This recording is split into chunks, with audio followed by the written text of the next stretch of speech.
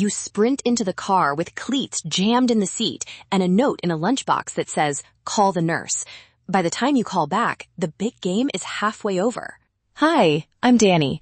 If you think that little lunchbox note was just messy paperwork, stick with me. Those scraps can decide who gets Saturday mornings with your kid. Give me 10 minutes and I'll show you which school and extracurricular records actually matter. I'll hand you 2 short scripts you can copy and 1 simple habit that keeps your kids' routines intact. No battlefield required. First, relationships. If there's a co-parent or a new partner involved, keep the focus on the child. Try lines like, "I want copies of any notes about medical visits or absences so I can support Jamie consistently." Or, "Can you forward coach messages about practice or eligibility?" They're simple, neutral, and child-centered. Okay, practical list time.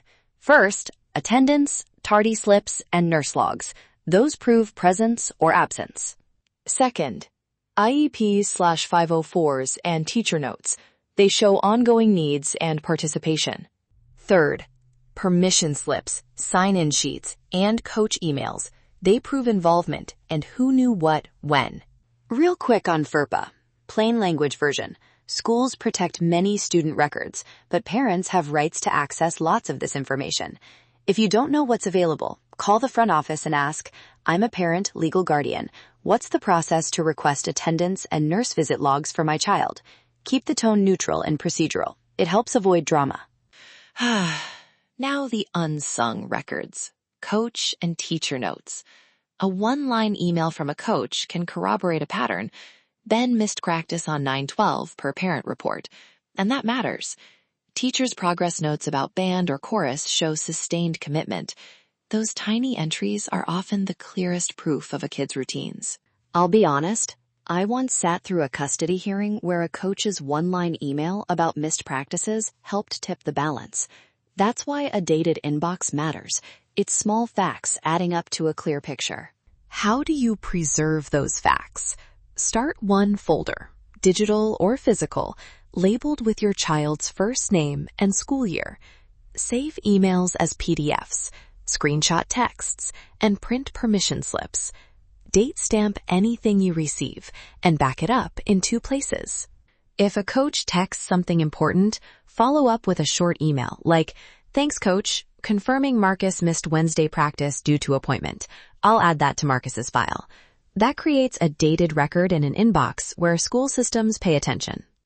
When you need records formally, use neutral written requests. Script 1 for the school office and 1 for coaches or teachers. I'll read both in a moment so you can copy them. Here's an easy records request to the school office you can copy. "Hello, I'm a parent/guardian of child's first name. Please provide copies of attendance records, nurse visit logs, and any discipline reports for the 20XX-20XX school year. Please confirm how I should submit this request. Thank you." And a short coach/teacher follow-up you can use. "Hi, coach. Could you confirm via email the dates Marcus missed practice in September and whether he was marked eligible for the weekend game? I'm keeping records for scheduling and support. Thanks so much." A few do's and don'ts. Do keep requests factual and child-focused. Do document, date, and backup. Do use email over informal text when you want an official record. Don't post disputes on social media. Don't demand every internal note without legal basis. That can make things worse. Curious. What about coaches as witnesses? Coaches can confirm attendance and participation, but asking them to take sides rarely helps. If you need a coach's statement, ask succinctly, "Would you be willing to confirm Marcus's participation dates in writing?" The school or league form works best. That keeps it factual and low pressure.